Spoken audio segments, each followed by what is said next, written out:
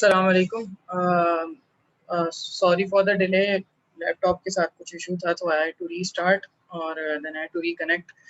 अच्छा, without wasting any time, let me share the screen and so you guys can see the screen, right? Huma and Faryal. Yes. Okay. So in today's tutorial, आज के means clustering के ऊपर ma'am ने कहा था कि real world problem के ऊपर इनको थोड़ा सा बताएं कि किस तरह के मीन्स की एप्लीकेशन होती है। तो I picked up a problem and it is on customer segmentation. So the problem statement is such that I have picked the problem from the Kaggle, and we have to segment our customers based on their income, based on their age, and based on their gender which they belong to. So, and I want to understand the customers who can easily converge, like my target customers, and on the basis of my customer segmentation, मुझे उनको recommend करना है कि मैं किस तरह उनको कौन सी marketing और अपनी इनकी strategy किस तरह कौन से segment से belong करते हैं, and then I would be planning to market them based on their based on the category. ठीक है, और तो हम कुछ आंसर्स कर रहे होंगे इस केस स्टडी के अंदर, लाइक के मींस क्लस्टरिंग किस तरह हम इम्प्लीमेंट करते हैं और हमारे टारगेट कस्टमर्स कौन से हैं और वो किस तरह के मींस क्लस्टरिंग के थ्रू बेसिकली हम उनको सेगमेंट करते हैं. अच्छा, the tutorial is recording. Okay, अच्छा, तो द के मींस रिफ्रेशर थोड़ा सा आपको रिमेंबर करवाऊं कि जो के मींस क्लस्टरिंग बेसिकली वर्क किस तरह करता है कि हमें के हम जो के चूज कर रहे होते हैं बेसिकली वो हम एल्बो मेथड से चूज कर रहे होते हैं. जैसे मिस ने अपनी क्लास में भी डिस्कस किया था कि हम एल्बो मेथड के थ्रू हम के डिसाइड करते हैं कि how many clusters do we want.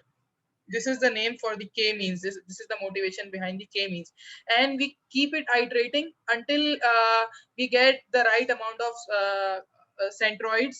So the centroids we want is like we want to maximize our intra-cluster distance and we want to minimize our inter-cluster distance. So this is what ma'am also discussed in the theory class, और इसी के basis के ऊपर आज हम basically है ना इसको implement कर रहे होंगे. ठीक है, लाइब्रेरीज लोड की मैंने, और बेसिक लाइब्रेरीज हैं numpy pandas की, और प्लॉटिंग की लाइब्रेरीज मैंने लोड किए, and I will be also using the scikit-learn as I go through the tutorial. अच्छा, फर्स्ट काम मैंने अपना डेटा सेट लोड कर लिया pd.read csv के through in df. So after calling df.head, now I get my data. Now as you can see that I have customer ID कि मेरे customers कौन से हैं, and it goes from 1 till if I remember exactly 200. So I have 200 sample points of our data, and it's an unsupervised learning problem. तो unsupervised learning problem का क्या मतलब है कि I don't have to predict anything. ठीक है, I don't have a target variable. इससे पहले जो भी हम प्रॉब्लम्स कर रहे थे क्लासिफिकेशन का था, तो हम उसके अंदर क्या करते, एक कॉलम को प्रिडिक्ट कर रहे होते थे कि बेसिकली अब मुझे ना प्रिडिक्ट करना है कि मेरा बेसिकली अगर लास्ट ट्यूटोरियल की बात करें तो उसके अंदर मेरा जो बास्केटबॉल प्लेयर है क्या वो लेस देन 5 इयर्स खेलेगा लीग के अंदर या greater than equal to 5 years खेलेगा. तो we have to predict something, but in this unsupervised learning we leave on the algorithm, और वो फिर हमें इंटरेस्टिंग कुछ फाइंडिंग्स फाइंड करके हमें बता रहा होता है. ठीक है, अच्छा, अगर हम बात करें डेटा के फीचर्स के ऊपर, तो अच्छा, डेटा के फीचर्स के ऊपर बात करें तो कस्टमर आईडी हमारा एक फीचर है, फिर जेंडर एक फीचर है, तो and age is also a feature, and annual income of the customer which is in dollars. So these are the annual income of the dollars, and this is the spending score. So it is a score assigned by the mall on the customer behavior and spending nature. So based on the custom spending score, और हम इस तरह basically है ना हम algorithm implement करेंगे on all of the data, and then we will be getting some insights कि हमारे कस्टमर्स के मींस के ऊपर हम किस तरह उसको है ना सेगमेंट कर सकते हैं हमारे कस्टमर्स को. तो आई होप प्रॉब्लम समझ आ गया होगा कि हम किस टाइप के डेटा के ऊपर आज काम कर रहे हैं. अच्छा अच्छा df डॉट डिस्क्राइब का मेथड जो कि ऑलरेडी पहले ट्यूटोरियल्स के अंदर भी मैं यूज करता हुआ आया हूँ कि df डॉट डिस्क्राइब का मुझे मेथड बता रहा होता है कि मेरा डेटा की डिस्ट्रीब्यूशन किस टाइप की है, मीन क्या है हर फीचर का. Mean age is 38.5, so you can see that most of our customers are belonging to age 38, and annual income is around $60,000 for each customer, and spending score is around 50 out of 100. So these are some of the important findings we will be going through. और कोई इसके अंदर null data नहीं है, everything is non null as we can see, and we just have to implement the problem. Now as I go through, तो मैं इसके अंदर से customer ID को drop कर दूंगा क्योंकि because it is not needed for an algorithm which we मैं पहले भी इसी तरह हम करते पाए कि customer ID का कोई use नहीं होता because it's just a numeric form. It is not giving any new information about any customer. ठीक है, और फिर मैंने एक फ्रीक्वेंसी डिस्ट्रीब्यूशन प्लॉट किया है. अच्छा, ये फ्रीक्वेंसी डिस्ट्रीब्यूशन जो मैंने प्लॉट किया है ये एज का मैंने प्लॉट किया है फ्रीक्वेंसी डिस्ट्रीब्यूशन ना. तो फ्रीक्वेंसी डिस्ट्रीब्यूशन देखिए किस तरह प्लॉट किया. पहले तो मैंने फिगर की साइज बता दी, plt.figure. यहाँ से मैंने जो मैटप्लॉटलिब है उसकी plt.figure की मैंने मेथड यूज किया और इसके अंदर मैंने उसको फिगर की साइज बता दी कि मुझे इतना फिगर चाहिए. And then I use the title, और एक्सेस को मैंने किस तरह टाइटल किया ये देख सकते हैं आप. डार्क ये लाइक ये कुछ आपके ना एक्स्ट्रा मेथड्स हैं to make your plot more visually appealing, ठीक है ना. और जो इंपॉर्टेंट कमांड है वो ये है sns.distplot. तो सी बॉन्ड की लाइब्रेरी को मैंने यूज किया है sns जैसे आप देख सकते हैं. और डॉट डिस्प्लॉट, तो डिस्प्लॉट क्या करता है कि हमें डिस्ट्रीब्यूशन दे देता है हमारे पूरे डेटा की. And the distribution I want is from my age column. तो ये देखिए इसने ना नाइसली प्लॉट कर दिया. और बाकी मैंने x लेबल और y लेबल को यूज किया. तो on x axis it would be showing age and on y axis it would be showing density, और मैंने उसको फिर प्लॉट कर दिया plt.show कर दिया. तो हम देख सकते हैं कि हमारा जो कस्टमर्स की जो मोस्टली रेंज है वो 20 to 70 इयर्स के बीच में है, and most of them belong to the young and adult groups. So as we can see that most of the data is concentrated over here. And इसके अलावा हमारी जो distribution is approximately normal because क्योंकि we won't say that it is exactly normal distribution. ठीक है, तो basically ये हमारा एज का इसी तरह हम दूसरे भी प्लॉट्स है ना बेसिकली प्लॉट कर सकते हैं कि हमारा अगर मुझे देखना है कि स्पेंडिंग स्कोर कैसा है, एनुअल इनकम कैसी है, तो I have made different plots and using the matplotlib library and box plot. I made the box plot from the seaborn library. तो यहाँ पे मैंने अगेन फिगर साइज उसको दिया और मैंने उसको बताया कि भाई मुझे दो फिगर्स बनाने हैं एक ही प्लॉट के अंदर. सो आई यूज द कमांड डॉट सब प्लॉट. तो डॉट सब प्लॉट क्या करता है बेसिकली, वन मीन्स कि मुझे फर्स्ट कॉलम के अंदर दो फर्स्ट रो के अंदर दो कॉलम्स चाहिए. ठीक है, इस तरह बेसिकली है ना ये मैंने इसकी वो भी लिखी हुई है कि plt.takes 3 integers, n rows, n columns and index in order. The order of the subplot will take index position on a grid with n rows and n columns as columns. मतलब क्या है इसका, सिंपल मतलब है कि पहला जो मैं फिगर बनाने जा रहा हूँ पहले मुझे उसका बताना है कि भाई मैं जो नेक्स्ट आपको कमांड पास कर रहा हूँ उसकी आपने जो नंबर ऑफ रोज हैं वो आपने वन ही रखनी है. तो देखिए नंबर ऑफ रोज दोनों उसमें वन ही है, एक ही रो में मैं दो प्लॉट्स बना रहा हूँ. फिर मैंने उसको कहा कि भाई मुझे दो प्लॉट्स बनाने और इधर भी मैंने उसको वन पास किया. तो इंडेक्स वन मीन्स कि पहला प्लॉट आपको किस तरह बनाना है. तो पहला प्लॉट इस तरह बनाएंगे कि sns.boxplot की कमांड यूज किए तो बॉक्स प्लॉट एक बेसिकली मिल जाएगा. और किसका बॉक्स प्लॉट चाहिए मुझे, इसका बॉक्स प्लॉट चाहिए, स्पेंडिंग स्कोर का मुझे बॉक्स प्लॉट चाहिए. और कलर मैंने उसको डिफाइन कर दिया, जो भी कलर आप रखना चाहें. इस तरह बेसिकली एक उसने प्लॉट कर दिया. नेक्स्ट कमांड जो plt.subplot की है उसके अंदर मैंने उसको सेकंड सब कुछ सेम रखा. मैंने उसको कहा कि फर्स्ट रो में हमारे पास हमें दो बेसिकली प्लॉट्स बनाने. Now you will be plotting the second of them. तो इसने देखिए सेकंड वाला प्लॉट करके शो किया मुझे. और ये बेसिकली शो कर रहा है कि हमारा data we have some outliers on our annual income. As you can see that this point is an outlier. और ये बेसिकली हमें अगेन विजुअल डिस्ट्रीब्यूशन बता रहा होता है हमारे डेटा की ना कि हमारा डेटा का मीन कहाँ लाई कर रहा है और इज इट राइटली स्क्यूड और लेफ्टली स्क्यूड. अच्छा, और फिर मैंने कुछ और विजुअलाइजेशन प्लॉट की जो ये वाली विजुअलाइजेशंस हैं ये बेसिकली लास्ट ट्यूटोरियल्स के अंदर भी मैं कवर कर चुका हूँ, but ma'am wanted to go through it again because to get better idea कि है ना किस तरह विजुअलाइजेशन हम कर रहे होते हैं using, because it's an unsupervised learning task, we don't have a predicting column, so it's better that we get an idea of a data.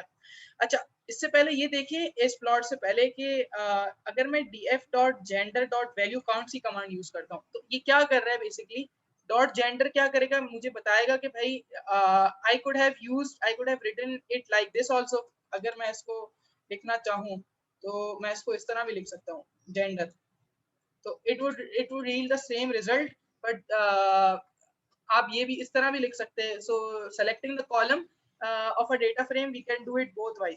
अच्छा, मैंने उसको कहा कि आप डॉट वैल्यू काउंट्स, तो डॉट वैल्यू काउंट्स का मेथड मैं पहले भी बता चुका हूँ उसके बारे में कि ये हमें जो कैटेगोरिकल डेटा होता है हमारा उसकी टोटल बताया था, total number of different unique values हमें बता देता है। किसने बताया भाई, फीमेल की 112 है, मेल की 88 है, ठीक है। इस तरह बेसिकली है ना, और फिर मैंने उसको प्लॉट कर लिया, मैंने उसको जेंडर्स में स्टोर कर लिया, इसको इसको ने जेंडर्स में स्टोर कर लिया, और फिर मैंने इसका है ना एक ये तो स्टाइल है बेसिकली, ये आप अगर ना भी करें तो कोई इशू नहीं है, but just to give a good visualizations, तो इस तरह कुछ पैरामीटर्स होते हैं like which you can also explore from the seaborn library, और इसके साथ फिर मैंने फिगर प्लॉट किया same which I have been doing, और मैंने उसको बताया कि भाई इस दफा मुझे बार प्लॉट चाहिए, तो first was the distribution plot, second was the box plot, now I am plotting a bar plot, सही है ना। और मुझे बार प्लॉट किन दो का चाहिए, मुझे एक्स एक्सिस पे बेसिकली मुझे जेंडर्स के इंडेक्स का चाहिए, और वाई एक्सिस पे मुझे उनकी वैल्यूज प्लॉट करके दे दें, बस उसने सिंपली, और मैंने plt.show प्लॉट कर दिया, तो इस तरह उसने बेसिकली एक हमें फीमेल का मेल्स के डिस्ट्रीब्यूशन का प्लॉट दे दिया, शोइंग के females have much more distribution, outweigh the male population. This means that the more data is from the females, and we had to it is also natural because more females are on the shopping compared to the males, so yeah, data mostly females का है हमारे पास। अच्छा, next जो मैंने काम किया है वो बेसिकली कैटेगोरिकल को न्यूमेरिक कॉलम के कन्वर्ट करने का किया है।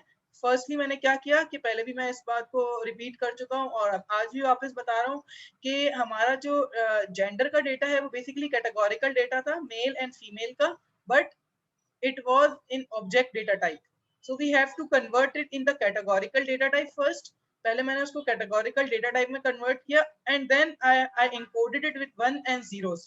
so जहां जहां हमारा मेल था वहां पर उसने 1 प्लॉट कर दिया, जैसे आप देख सकते हैं यहाँ पर मेल था हमारे पास, तो हमारे पास अब वहां पर 1s आ जाएंगे, ये यहाँ पर हमारे पास वंस आ जाएंगे, एंड जहां हमारे पास फीमेल्स थी वहां पर हमारे पास जीरोस आ जाएंगे। तो .cat.codes का फंक्शन है जो कि ऑलरेडी प्रीवियस ट्यूटोरियल्स के अंदर भी मैं इसके बारे में बता चुका हूँ कि जब भी हमें कैटेगोरिकल इनकोडिंग करनी होती है either 1 2 3 1 0, so it takes care of this, but शर्त ये है कि हमारा जो डेटा हो बेसिकली जो हमारा कॉलम हो उसकी टाइप कैटेगोरिकल हो। तो अब हमारे पास सारे न्यूमेरिक कॉलम्स आ गए, और अब हम we are now ready to implement an algorithm. But just before implementing an algorithm, I just wanted to uh, again plot some distributions के मैंने इस बार जो distributions plot किए हैं वो number of customers और age के ऊपर basically plot किए हैं।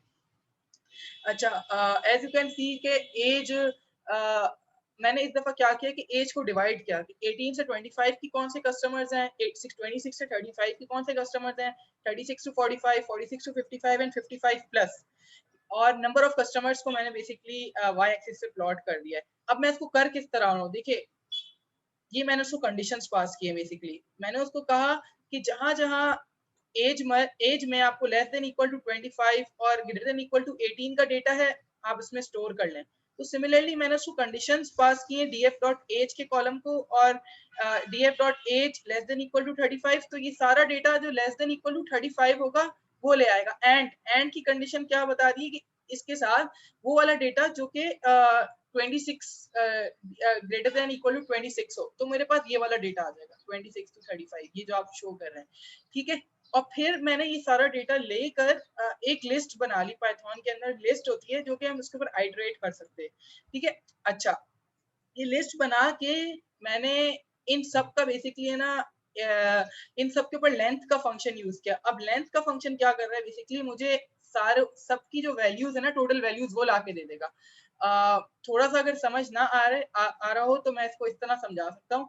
जैसे देखिए हमारे पास सारा एज का डेटा आ जाएगा 18 to 25 के अंदर, और डॉट वैल्यूज क्या मेक श्योर करेगा कि हमारे पास उसकी सारी वैल्यूज आ जाए। तो देखिए 19, 21, 20, 23 ये सारी वैल्यूज हमारे पास एक एरे में स्टोर्ड आ गई हैं।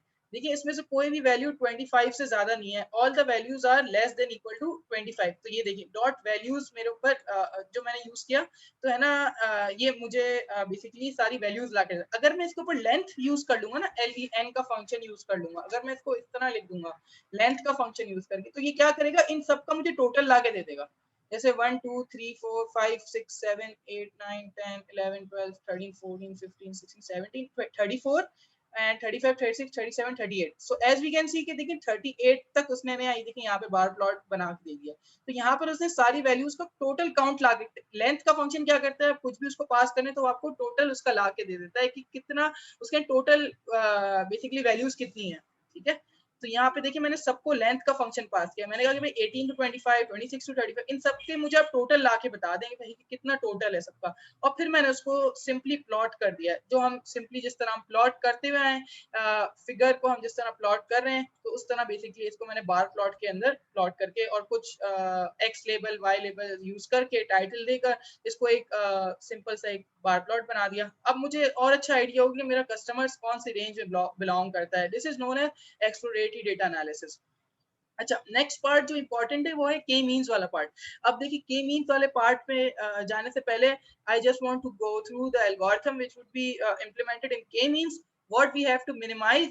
तो this is the formula which is being implemented in K means. ठीक है, so we want to figure out the optimal number of cluster values। तो this is the formula WCSS। now what is WCSS? This is the within cluster sum of squares। so we want to minimize our within cluster sum distance which is known as inter cluster distances। ठीक है ना, तो ये वाला formula basically है ना हम implement कर रहे होंगे। और द गुड पार्ट इज कि हमें ये मैनुअली यूज नहीं करना होगा, बिकॉज साइकिट लर्न के अंदर ऑलरेडी ये फॉर्मूला एग्जिस्ट करता है के मीन्स का, and we just have to import it and we just have to run the algorithm. ठीक है, और हमारे पास अच्छा इसके अंदर एक्स आई क्या है और वाई आई क्या है। देखिए सम कर रहे हैं हम एक्स आई माइनस वाई आई का, तो वाई आई जो हमारे पास है ना एक सेंट्रॉइड है। जैसे अगर मैं सेंट्रॉइड से क्या मतलब कि अगर मैं बोलूं भाई k is equals to 2, तो how many centroids we would be having? We would be having only 2 centers। और x हमारे पास जो बेसिकली हर ऑब्जर्वेशन है, तो हर ऑब्जर्वेशन का उसका डिस्टेंस कंप्यूट होगा उस सेंटर के थ्रू, and the goal is to maximise the number of clusters limiting each case, कि हमारे पास number of clusters basically maximise हो जाएं और हर क्लस्टर का डिस्टेंस आपस में बिल्कुल कॉम्पैक्ट आ जाए। ये हमारा गोल है बेसिकली इस एल्गोरिथम का। ठीक है, अच्छा जब हम इसको प्लॉट करते, अच्छा अब मैं क्या यूज कर रहा हूँ, देखें इंपॉर्टेंट थिंग इज कि मैं के मीन्स का एल्गोरिथम इंपोर्ट कर रहा हूँ कहाँ से, साइकिट लर्न की लाइब्रेरी से। और मिस ने भी आप लोगों के साथ जो मेथड यूज किया था वो बेसिकली था कि हम एल्बो मेथड यूज कर रहे होते हैं। एल्बो मेथड को इम्प्लीमेंट हम कर रहे होंगे इस तरह, and I would be looping next I make a empty list. तो ये एक एम्प्टी लिस्ट है। List is nothing but to store a data values, कि मैं कौन कौन सी डेटा वैल्यूज स्टोर कर रहा हूँ अपनी लिस्ट के अंदर, और I have named it WCSS। अच्छा ये बहुत इंपॉर्टेंट पार्ट है। इस पार्ट के लिए बेसिकली है ना मैंने सारी प्लॉटिंग भी की और सारा आप लोगों को शो करना था कि हम बेसिकली किस तरह इसको यूज कर रहे होंगे। अच्छा अब मैं लूप कर रहा हूँ, कहाँ से कहाँ तक लूप करूंगा, from k equals to 1 k equals to 14। अच्छा मुझे पता नहीं है कि मुझे अपना k कौन सा चूज करना चाहिए ना, मेन थिंग अगर मुझे k पता चल जाए तो हमारी जो यूजेज है हमारी बहुत आसान हो जाएगी। हमें k बेसिकली हमें फाइंड करना है कि हमारे डेटा के ऊपर कौन सा के बेस्ट फिट करता है हमारे एल्गोरिथम को, हमारा अनसुपरवाइज्ड लर्निंग का टास्क को हमारा अच्छे रिजल्ट्स देता है बेसिकली, ये बेसिकली इसका गोल है। अच्छा अब मैं एक लूप चला रहा हूँ फॉर के इन रेंज 1 to 14। तो ये कहाँ से कहाँ तक की वैल्यूज लेगा, ये 1 से लेकर 15 से पहले पहले 14 तक की वैल्यूज ले रहा होगा। ठीक है, तो 1 2 3 अप अंटिल 14, 15 को नहीं लेता, जो रेंज का फंक्शन है वो लास्ट वैल्यू को नहीं लेता, 15 से पहले पहले 14 की वैल्यूज को ले रहा होता है। अच्छा इंपॉर्टेंट ये है कि अब देखिए मैं इस एल्गोरिथम को इनिशियलाइज करूंगा फॉर k इक्वल्स टू 1। देखिए हमारे पास क्या हो रहा है, k मींस का एल्गोरिथम इनिशियलाइज हो रहा है। अब हम k मींस को यूज कर रहे हैं, k मींस एल्गोरिथम को जहां से मैंने साइकिट लर्न से इसको इंपोर्ट किया था वो हम यूज कर रहे होंगे, और n क्लस्टर्स के अंदर मैंने उसको k पास किया हुआ है। अच्छा, k की पहली वैल्यू क्या होगी? कोई मुझे बता सकता है कि k की फर्स्ट वैल्यू क्या होगी फर्स्ट लूप के अंदर?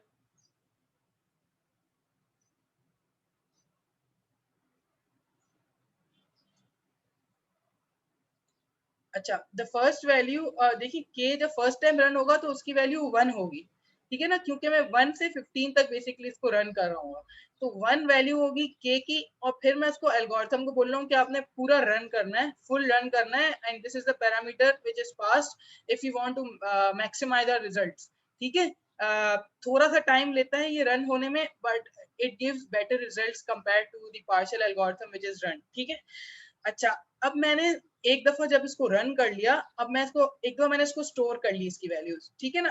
फर्स्ट टाइम में के की वैल्यू होगी 1, फिर मैं पहले क्लस्टर के लिए इसको फिट कर रहा हूँ, के मींस डॉट फिट, और इसको मैं पूरा अपना डेटा फ्रेम दे रहा हूँ। देखिए, fit the algorithm on our data frame, तो यहाँ पर मैं अपना डेटा फ्रेम इसको है ना बेसिकली दे रहा हूँ, और मैं अपेंड क्या कर रहा हूँ अपने जो बेसिकली ये जो हमारा WCSS है, इसको इसके अंदर मैं अपेंड कर रहा हूँ जो के मींस डॉट, ये एक मेथड है बेसिकली हमारे पास, के मींस डॉट इनर्शिया का मेथड है।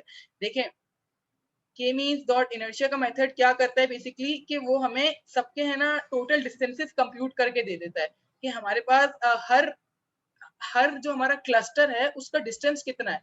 तो ये मैं अपने जो लिस्ट मैंने एम्प्टी लिस्ट बनाई है यहाँ पर, उसके अंदर ये चीज अपेंड कर रहा हूँ। अपेंड करने से मुराद ये है कि जो भी इस फर्स्ट के अंदर जो उसका रिजल्ट आएगा वो इस लिस्ट के अंदर चला जाएगा, सेकंड टू क्लस्टर्स के लिए जो उसका रिजल्ट आएगा वो उसका रिजल्ट यहाँ चला जाएगा। फिर अब हमारे पास जो रिजल्ट्स आएंगे वो 14 रिजल्ट्स आ जाएंगे हमारे एल्गोरिथम के, और फिर मैंने उसको बेसिकली प्लॉट कर दिया। अब देखिए इसका रिजल्ट क्या है, प्लॉटिंग के ऊपर ही बात करते हैं किस तरह प्लॉट किया। अब देखिए इसका रिजल्ट क्या है। तो अब मैंने इसको विजुलाइज किया के मींस एल्बो मेथड को। अब देखिए हमारा ये नाइसली एक कर्व प्लॉट हुआ, और ये देखिए डिक्रीजिंग हो रहा है, बट जैसे मैम ने भी क्लास में डिस्कस किया होगा, हम जो वैल्यू चूज कर रहे होते हैं वो के मींस की वो वैल्यू चूज कर जहां हमारा एल्बो मेथड बन रहा होता है। एल्बो मेथड कहते हैं जहां पर आपका एल्बो बन रहा हो वो वाला के आप चूज करें, ठीक है ना। तो k इक्वल्स 5 के बाद या 6 भी चूज कर सकते हैं, 5 भी चूज कर सकते हैं, बट आफ्टर 5 और 6 हमारा जो रिजल्ट्स है वो ड्रास्टिकली इंप्रूव नहीं हो रहे। लाइक हमारा जो लॉस है बेसिकली, जो हमारा डिस्टेंसेस है वो ज्यादा मिनिमाइज नहीं हो रहे। तो हमने एल्गो मेथड के थ्रू मैंने जो यूज किया है वो k इक्वल्स टू 5 यूज किया है इस केस के अंदर। अच्छा, इसको प्लॉट करने का क्या तरीका है? अगेन अब प्लॉट करने के लिए मैं फिगर मैंने प्लॉट किया, फिर मैंने उसके अंदर एक ग्रिड प्लॉट की। It is okay if you don't pass the grid method, as you can see कि यहाँ पर स्क्वायर्स बने हुए आ रहे हैं। तो ये एक ग्रिड का बेसिकली मेरे पास एक मेथड है जो कि यूज कर रहा हूँ मैं, और मैंने उसको बेसिकली रेंज दी हुई है कि मैं इस रेंज के अंदर अपने एल्गोरिथम को प्लॉट करना चाहता हूँ। ठीक है, और मैंने इसको बाकी पैरामीटर्स पास कर दिए कि रेड कलर हो, मार्कर इतना डॉटेड हो, या जो भी इसकी सारी बेसिक दूसरी चीजें हैं हमारे हमारे जो विजुअलाइजेशन के लिए, वो मैंने इसकी सारी कॉम्प्लीमेंट्रीज हैं वो जो मैंने यूज किए। फिर एक्स लेबल हो गया, वाई लेबल हो गया, और एक्स टिक्स हमें बताएंगी कि बेसिकली 1 2 3 4 5 6 7 अप अंटिल 14। तो ये खुद ही बेसिकली है ना प्लॉट कर देगा हमें, और हमारे पास टाइटल आ गया। ये सारी चीजें जो बेसिकली हम पहले भी देख चुके हैं। ठीक है।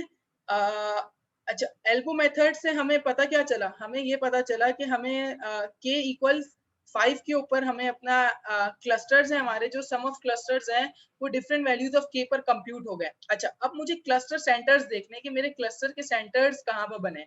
तो मेरे पास के मींस डॉट क्लस्टर सेंटर्स का एक मेथड है साइकिट लर्न की लाइब्रेरी के अंदर, जो कि मुझे बताता है कि देखिए मेरे पास फर्स्ट उसके अंदर इतने क्लस्टर्स बने, फिर सेकंड में फिर ये सारे क्लस्टर्स बेसिकली है ना क्लस्टर के सेंटर्स बने जो कि मुझे मिल रहे हैं।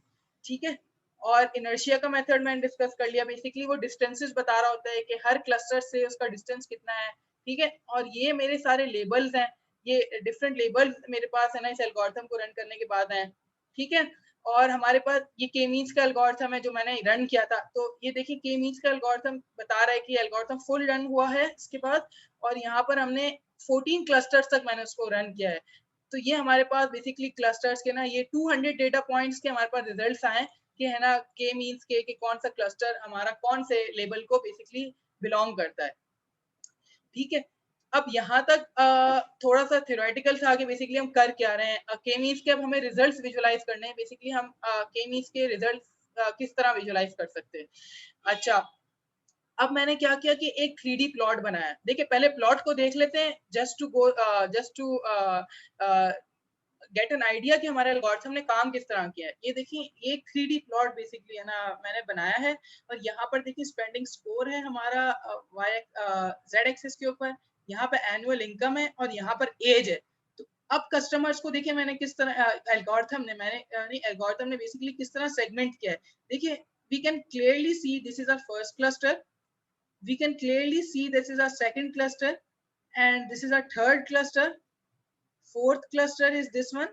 तो यहाँ हमारा फोर्थ क्लस्टर है एंड यहाँ पे उसने लाइट कर दिया देखिए वैल्यूज को। एल्गोरिथम श्योर नहीं है कि बेसिकली है ना ये इस क्लस्टर में भी बिलोंग कर सकता है, इस क्लस्टर में बिलोंग कर सकता है। तो यहाँ पर इसने कुछ वैल्यूज को लाइट कर दिया, मोस्ट ऑफ द वैल्यूज, और यहाँ पर देखिए हमारा 6 1 2 3 4 and fifth cluster is there. तो अब इसको मैंने बेसिकली ना प्लॉट कर दिया है। It's just to make you understand कि हमारा एल्गोरिथम किस तरह काम कर रहा है पीछे। if you don't get into the plotting thing, it's completely fine कि अगर आपको plotting वाला part नहीं समझना, because it's just the optional way and I've used plotting techniques to just to make you understand how it has been plotting, how it has to visualize our results। ठीक है ना। तो हमारा customer को data का हमने segment कर दिया। अब हमें इससे फायदा क्या होगा? अब हमें फायदा ये होगा, इंपॉर्टेंट ये है, ये लाइन समझना हमारे लिए इंपॉर्टेंट है। देखिए मैंने इसका के को चूज कर लिया 5। ठीक है, हमने ये बात डिसाइड की थी कि हमें के चूज कर लेंगे 5 यूजिंग द एल्बो मेथड। मैंने अब मुझे एक ना एक के तो चूज करना है ना कि मैंने कौन से के ऊपर अपना एल्गोरिथम रन करना है। तो मैंने K equals to 5 n clusters equals to 5 इसको दे दिया। अब मुझे आइडिया होगी कि मुझे 5 क्लस्टर्स के अंदर मेरे जो कस्टमर्स का डेटा है वो ज्यादा अच्छे तरीके से विजुलाइज हो पाएगा, ज्यादा अच्छे तरीके से सेगमेंट हो पाएगा। ठीक है, अब मैंने इसको स्टोर कर लिया केएम के अंदर, कोई भी आप वेरिएबल के अंदर इसको स्टोर कर लें।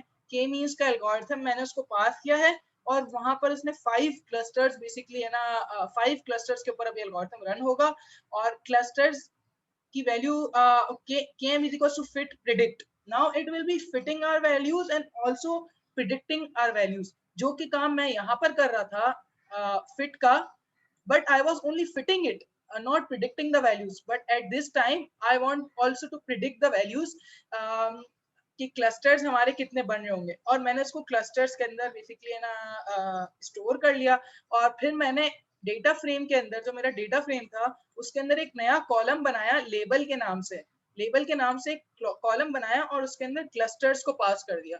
तो अब आप सोच सकते हैं कि मेरे पास जो एक डेटा फ्रेम आएगा यहाँ पर देखें, अब मैंने डीएफ को कॉल किया तो देखिए मेरा डेटा फ्रेम के अंदर सारी वही वैल्यूज है। अब एक लेबल का कॉलम मेरे पास आ गया। ये एल्गोरिथम ने काम किया बेसिकली कि हमारे कस्टमर्स के डेटा को सेगमेंट कर दिया। अब ये इसने जान लिया कि अगर एक कस्टमर जेंडर उसका मेल है और अगर उसकी एज 19 है और अगर उसका एनुअल इनकम 15 है और अगर उसका स्पेंडिंग स्कोर 14 है तो it the label the algorithm is giving it's 4।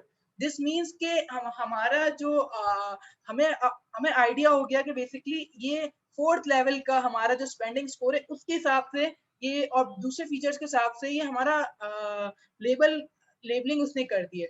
समझ आ रही है। और इसके बाद हमने दूसरे सैंपल्स के ऊपर भी हमारा एल्गोरिथम ने मैक्सिमम जो उसने लेबल किया होगा वो 5 लेबल किया होगा बेसिकली। तो k इक्वल्स 5 के ऊपर है ना बेसिकली इसने ना हाईएस्ट लेबलिंग की होगी और इस तरह हमारे पास है ना डेटा फ्रेम के अंदर हमारे पास लेबल का एक नया फीचर हमने जो कि k मींस को यूज करके अपने डेटा फ्रेम के अंदर यूज किया। तो हमारे डेटा फ्रेम के अंदर अब हमें ज्यादा अच्छा आइडिया होगी हमारे कस्टमर्स के बारे में कि हमारे कस्टमर्स कौन से है ना बेसिकली है ना कौन सी कैटेगरी को बिलोंग करता है और उसको हमें सेगमेंट करने में और इजी हो गया। सो किसी को कोई क्वेश्चन है यहाँ पर? फरियाल कोई क्वेश्चन आपको? नहीं, सही है। देखिए इसके अंदर कुछ चीजें हैं जो बेसिकली है ना, जैसे प्लॉटिंग वाला पार्ट है तो ये तो ऑप्शनल पार्ट है ना, इसको तो कोई इशू नहीं है। बट द मेन एल्गोरिथम, देखिए अनसुपरवाइज लर्निंग का टास्क था ये, हमारे पास सुपरवाइज लर्निंग नहीं थी, but we are leaving everything to our algorithm and we are generating the predictions from it. तो आई होप कि थोड़ा सा समझ आया होगा। नेक्स्ट ट्यूटोरियल भी इंशाल्लाह क्लस्टरिंग के ऊपर ही रखते हैं, और थोड़ा सा और है ना इसके अंदर हम कोशिश करेंगे कि हम देखें कि है ना क्लस्टरिंग के और कौन कौन से प्रॉब्लम्स हैं, हम इनको बेसिकली यूज कर सकते हैं। इस नोटबुक को अपलोड भी कर देता हूँ मैं, इसको आप जितने भी अभी तो आप फरियाल ही हैं, और इसके अलावा जो भी इस ट्यूटोरियल को देखेंगे तो आप इसको प्लीज मेक श्योर करें कि अपने पास रन करें, and if there are some questions so I am able to answer. ठीक है, ओके, ओके, थैंक यू।